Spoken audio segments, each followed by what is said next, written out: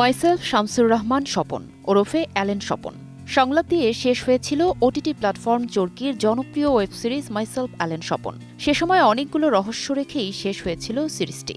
এবার ৪০০ কোটি টাকার রহস্য নিয়ে ঈদে ফিরছে সেই অ্যালেন স্বপন। ১৪ মার্চ দুপুরে চরকির ভেরিফাইড ফেসবুক পেজ থেকে সিজন 2 মুক্তির বিষয়টি নিশ্চিত করা হয়েছে। চট্টগ্রামের মাদক ব্যবসায়ী থেকে স্বপন কিভাবে হয়ে ওঠে মানি লন্ডারিংয়ের মূল হোতা, সেই গল্প নিয়ে গড়ে উঠেছিল সিরিজের প্রথম সিজন।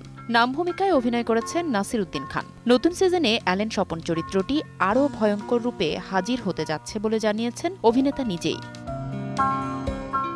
প্রথম সিজনের রাফিয়াত রশিদ মিথিলাও থাকছেন দ্বিতীয় সিজনে, সাথে যুক্ত হচ্ছেন নতুন অভিনয় শিল্পীও।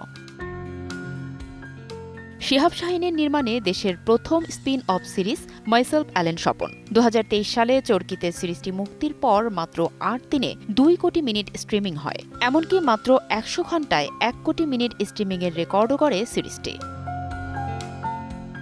ফারজানা আলিনা, সময় সংবাদ, ঢাকা।